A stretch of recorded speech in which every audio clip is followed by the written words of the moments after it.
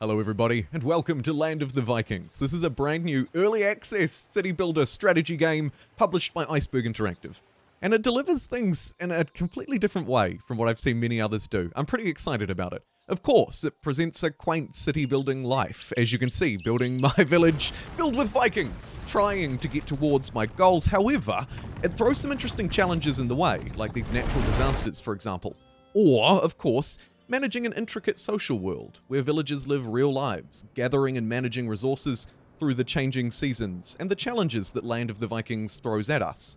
Thank you very much to Land of the Vikings and Iceberg Interactive for sponsoring this video and collaborating with me to provide an early access first look. Let's jump in. The first thing we'll do, of course, is find a world to jump into, and in this respect the early access build delivers quite nicely with 4 unique maps for us to play. Each one seems to have its own different level of resources, render distance, and of course size, and this ultimately will affect the difficulty level of the map and how challenging it will be for us. One way that we can scale the challenges, although I guarantee you there'll be more to come with that. As you can see, we start in a fairly quaint existence. The first thing that you'll notice, at least if you're anything like me, beyond the buildings and the pretty neat world, is that these workers and the people who live here are very unique. They have 4 skills, from their strength to their intelligence, their speed and their good fortune, and we can assign them to buildings based on those skills. And of course, any idle workers, like in any wonderful city building or resource management game, will be put straight to work, assigning them to basic deeds like chopping down trees and gathering stones. Building up the village is unique in that we're not bound to a grid. Land of the Vikings encourages us to both celebrate and decorate, and it's something that personally I can find myself accidentally falling into for hours on end, and then forgetting that I haven't chopped down any trees in a long time. The lack of grids means, of course, that we can design it however we like, and I have to say, in my relatively limited experience at the early access build, I didn't run into any difficulties that a lot of the games where there aren't grids enabled run into, like things clashing and not lining up. Generally speaking, everything was really smooth, so shout out to the team. I know this is a sponsored video, but everything that I say is absolutely true.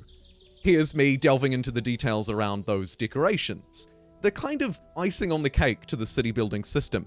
They're not just decorations though, of course. The torches provide light for people, the carts allow them to move faster, you can transit goods more quickly, or ultimately, build a more desirable village. Because of course the villagers have needs that must be met. Food, but also other things like happiness. And like real people, they'll suffer grief if they lose a loved one. It's a really interesting and of course living world.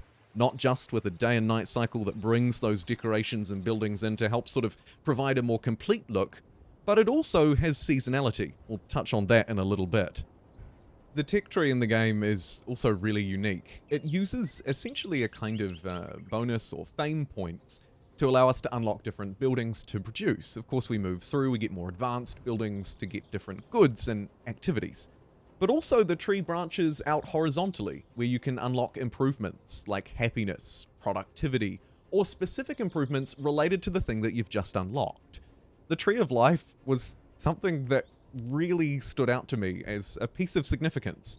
Not only is it a tech tree, not only does it provide additional upgrades so that you can have each playthrough feel a little bit differently, but it also provides that overarching goal to the playthrough. You're not just building a city because it looks nice, you're also trying to work towards something to better yourself and the lives of these very real and living people.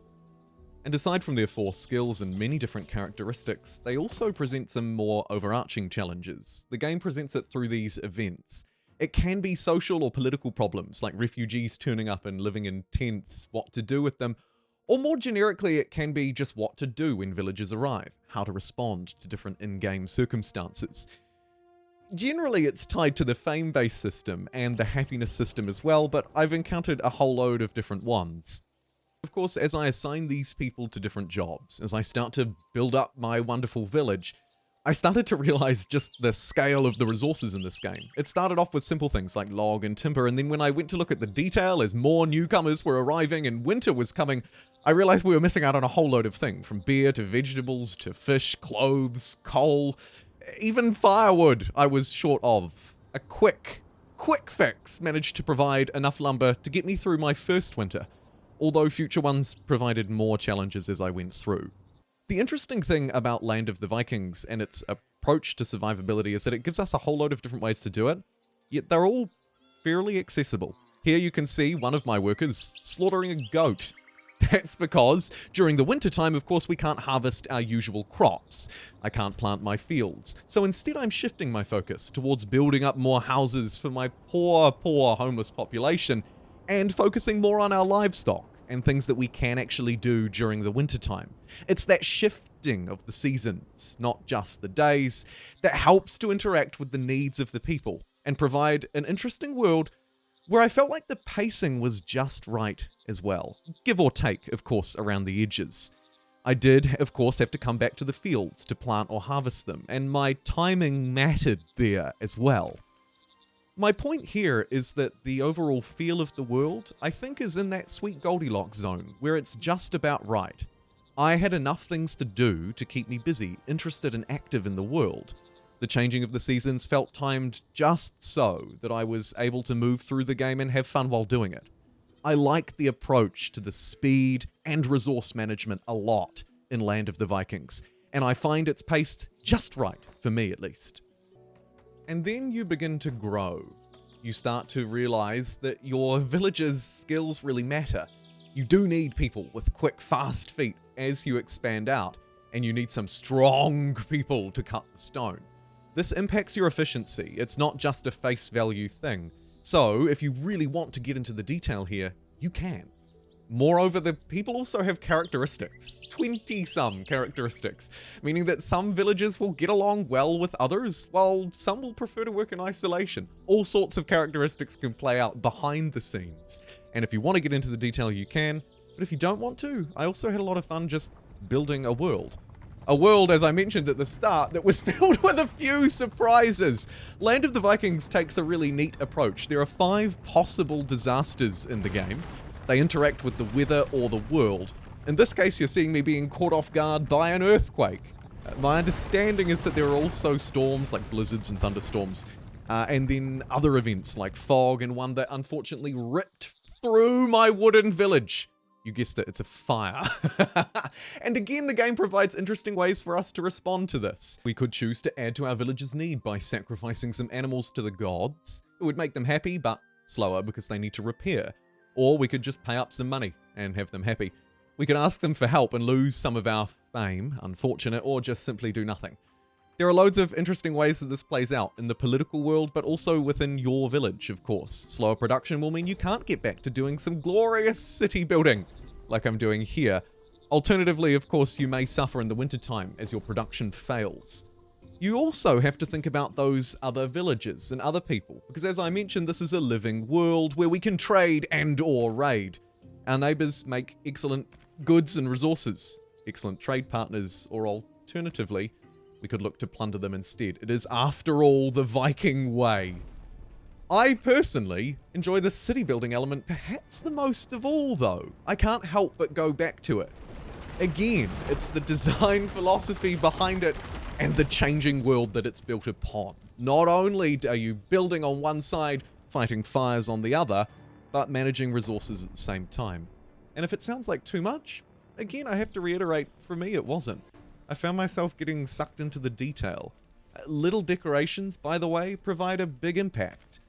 Again, it's to do with logistics of goods and resources that you're managing, or the happiness of your people, and constantly fighting those fires. Advancing through the game provides more levels of challenge as you move through as well. Warriors, armor, expeditions, raids, you name it. The game also, of course, provides more interesting detail on the city building front as well. No, I don't just mean those scarecrows, although I have to admit, very satisfying to place them. But moreover, I'm talking about other things, such as trying to figure out how to actually get enough resource to keep your village alive. Stone deposits, aside from the rocks spattered around the place, are relatively few and far between, so you will end up needing to expand outward. And the game gives us some pretty interesting ways to expand across the sea as well, militarily, or again for goods, resources, and collection, that kind of thing.